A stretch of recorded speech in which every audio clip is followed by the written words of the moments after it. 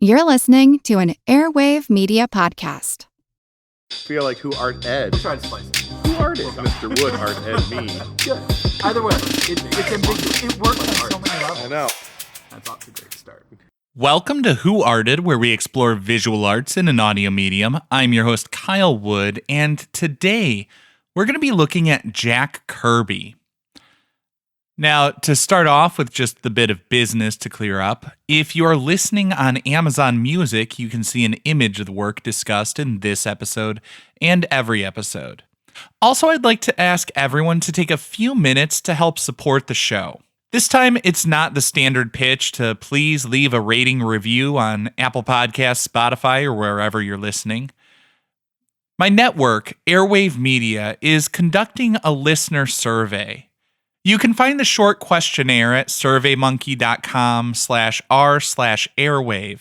And I'm going to have it linked in the show notes with this episode and every episode over the next 2 months. It only takes a few minutes, and your feedback will really help me improve Who Arted and ArtSmart. It also helps us to find new sponsors who might actually interest you. On top of that, at the end, you can tell me what you think of the show and how I can improve. And I'm always happy to get a little bit of constructive feedback. As an added bonus, Airwave Media is going to be giving away a $500 Amazon gift card. So if you take the time to fill out that survey at surveymonkey.com/r/airwave, you'll be entered to win that $500 gift card as our way of saying thank you. And now on to the actual topic of today's episode, Jack Kirby.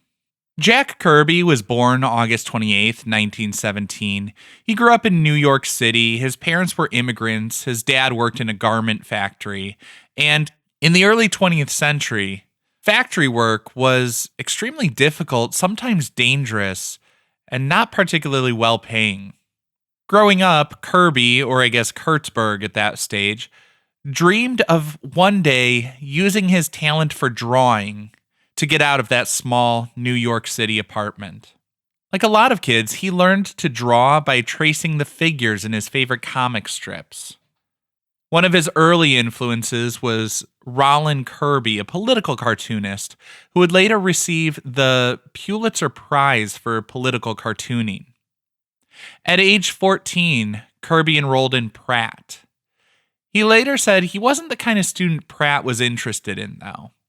They wanted people to work on their projects forever, and he didn't want to do anything forever. He wanted to get things done.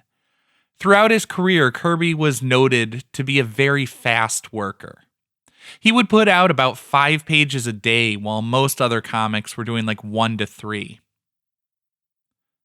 In the mid to late 1930s, he started work in a newspaper and then an animation studio.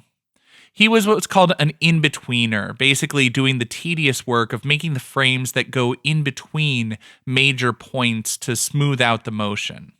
In 1940, he starts working with Joe Simon, another legend of the field.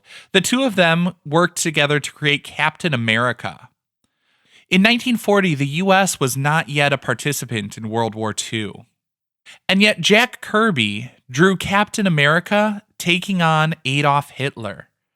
He showed his comic book hero punching a real-life world leader in the jaw. This was a bold and dangerous move. I mean, Kirby literally received threats over that. Of course, it wouldn't be long before the U.S. entered World War II, and Jack Kirby, like so many other men his age, was drafted.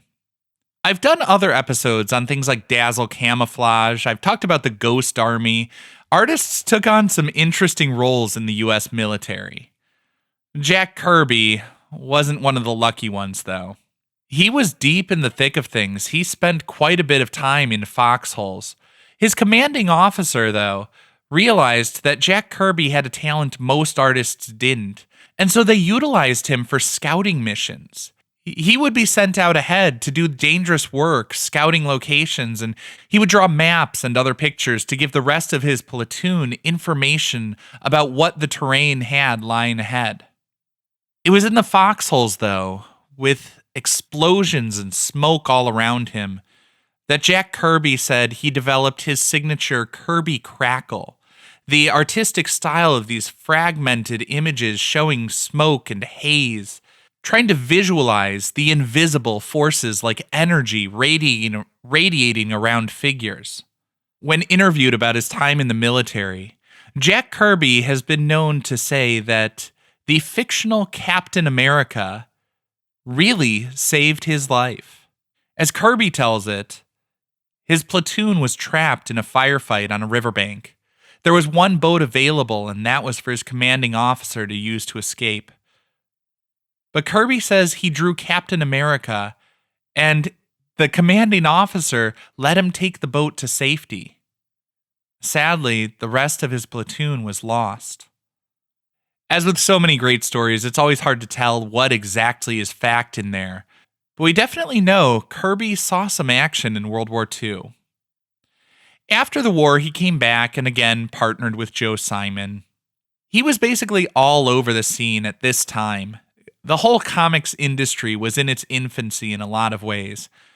Companies were springing up and going under or morphing into other companies, and it seems like Jack Kirby was basically working with or helped to create almost all of them.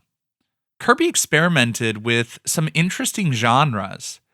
In addition to the traditional superhero comics, he created romance comics. He created foxhole comics. He was one of the few people who realized that comic books, graphic novels, could have a wider audience than 10-year-old boys. Now, when we think of the golden age of comics, Jack Kirby had his hand in a lot of it. He helped to create the Fantastic Four, the X-Men, Iron Man, Black Panther, the Incredible Hulk. He basically populated the Marvel Universe. In 1970, though, he felt like he wasn't getting the credit he deserved there. He left Marvel for DC. There, he created a series, Fourth World, which I imagine he thought would demonstrate his brilliance and make Marvel wish they hadn't blown it with him. So maybe it wasn't the great I told you so he likely envisioned as he left Marvel for their rival, but some of the new gods from the series live on in the DC universe. He went back to Marvel in the 1970s, and he worked on Captain America, Black Panther, among others. I think one of the most interesting things he did in the 1970s, though, had to do with Argo and the Canadian caper. If you're familiar with the movie Argo, the very, very short version of this story is in 1979, the Iranian government was toppled. The U.S. embassy was stormed, and all the Americans in it were taken hostage. There were some Americans who were hiding out in other places, trying not to be captured and held hostage. And there was a bold rescue effort by some people from the CIA. As I said, artists have been utilized in all sorts of interesting ways. What happened was the CIA created these false documents, passports and things like that, to create the illusion that some of their operatives were film scouts from Hollywood trying to scout locations for a new movie they were going to create called Argo. Jack Kirby was instrumental in this misdirection as he created concept art for the non-existent movie. The whole thing was an amazing dramatic rescue, and it actually worked. And once again, figures drawn from Jack Kirby's imagination helped to save real lives. This concludes this week's episode of Who Arted, part of the Airwave Media Podcast Network. If you found this tolerable, please leave a rating or review on your favorite podcast app. You can find images of the work being discussed this week and every week on social media at Who Arted Podcast on Twitter, Instagram, and TikTok, and of course on the website whoartedpodcast.com. Podcast done.